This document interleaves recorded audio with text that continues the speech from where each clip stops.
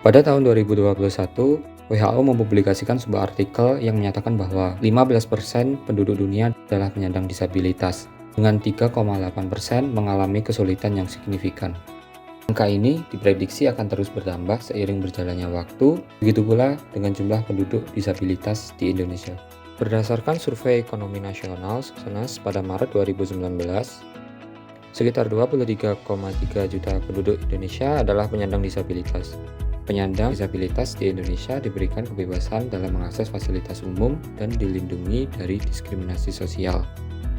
Pemerintah Indonesia pun pernah membuat program yang mengangkat 8 prioritas bagi penyandang disabilitas, yaitu salah satunya adalah fasilitas umum bagi penyandang disabilitas. Akan tetapi, faktanya masih banyak fasilitas umum yang belum mengakomodir kebutuhan penyandang disabilitas. Informasi tentang aksesibilitas fasilitas umum pun masih sulit didapatkan, sehingga mereka pun harus bergantung pada orang lain saat berpergian. Padahal mereka seharusnya tidak bergantung pada orang lain saat berpergian. Seperti halnya yang dialami oleh Bapak Fadil. Pada suatu hari, Bapak Fadil ingin memeriksakan diri ke apotik. Karena keterbatasannya, beliau pun ingin memastikan apakah di tempat tersebut terdapat fasilitas aksesibilitas yang mendukung. Bagaimana Pak Fadil mencari solusinya? Sebelum mendapatkan jawabannya, perkenalkan KIAT, Kumpulan Informasi Aksesibilitas bagi Penyandang Disabilitas. KIAT merupakan aplikasi mobile Android yang dapat membantu penyandang disabilitas untuk mencari tahu secara lengkap soal fasilitas aksesibilitas di suatu tempat. Aplikasi KIAT dikembangkan dengan metode Agile Development. Kami memilih metode pengembangan ini karena singkat dan berulang. Dengan begitu, selain progres aplikasi, kami juga dapat mendapatkan review internal maupun eksternal yang dapat membantu pengembangan aplikasi kami. Pada Agile Development terdapat sprint planning, yaitu membagi tugas kepada setiap anggota tim. Kemudian ada daily scrum yang diadakan tiap hari untuk memeriksa progres dari tugas tersebut. Kemudian ada sprint review yang diadakan pada akhir sprint untuk memeriksa progres selama satu sprint. Kemudian ada sprint retrospektif yang akan menjadi tindak lanjut dari sprint review untuk mengembangkan pengembangan di sprint berikutnya. Aplikasi KIAT dikembangkan untuk platform Android dengan menggunakan bahasa pemrograman Kotlin dan IDE Android Studio. Pengembangan aplikasi secara native ini dipilih untuk meningkatkan performa dan keandalan aplikasi, sehingga aplikasi dapat menawarkan user experience yang lebih baik. Aplikasi Android kemudian akan melakukan request ke sebuah server dengan menggunakan REST API. REST API tersebut dikembangkan dengan menggunakan framework Django dengan MongoDB sebagai database-nya. Django dipilih karena mendukung pengembangan yang cepat, sedangkan MongoDB dipilih karena cocok dengan kebutuhan data yang tidak terstruktur.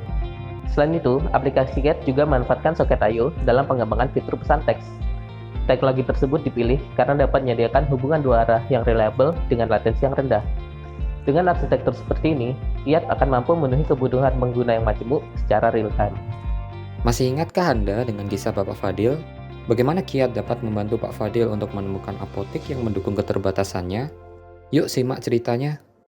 Pak Fadil dapat mencari fasilitas yang dibutuhkan dengan melakukan pencarian berdasarkan fasilitas. Pak Fadil dapat memilih fasilitas bahasa isyarat dan layar informasi. Selanjutnya, aplikasi KIAT akan menampilkan daftar tempat sesuai dengan data pencarian.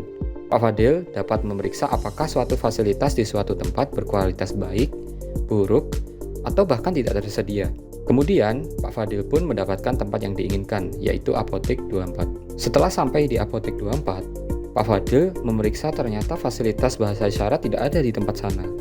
Atas kejadian tersebut, Pak Fadil pun langsung melaporkan ulasan yang salah. Ulasan yang tidak sesuai dapat dihapus oleh moderator apabila terbukti. Aplikasi KIAT menggunakan data ulasan yang dikumpulkan dari pengguna itu sendiri. Dengan kata lain, 250 juta lebih penduduk Indonesia dapat menjadi kontributor pada aplikasi ini. Oleh karena itu, akan memungkinkan hal yang sama dengan Pak Fadil terjadi. Untuk mengatasi hal tersebut, aplikasi KIAT menyediakan moderator yang dapat menghapus ulasan maupun memblokir pengguna, sehingga pengguna tidak lagi dapat memberikan kontribusi. Sesampainya Pak Fadil pulang dari Apotek 24, Pak Fadil pun membagikan ceritanya ke temannya.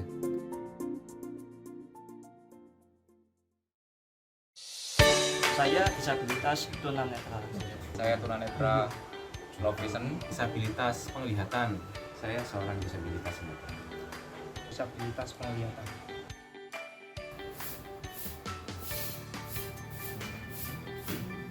Jadi nanti kalau misalnya pengen nyari berdasarkan fasilitas, akan kita pilih alat untuk dengan di sini. Jadi kita taruh tempat. Nah, jadi dia akan muncul di sini kalau tempat ini adalah alat untuk pendengaran.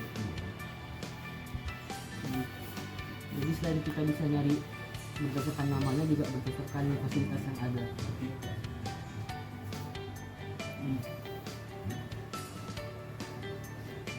Ada yang ditanyakan?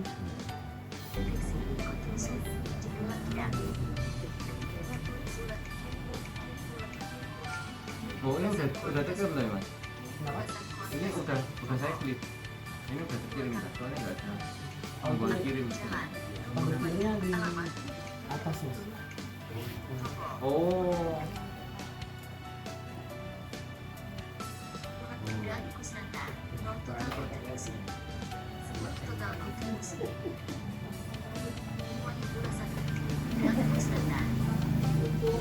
Kiat merupakan aplikasi yang dalam keberlangsungannya akan dikelola oleh komunitas. Oleh karena itu, sebagai langkah awal, kami bekerja sama dengan komunitas Mata Hati.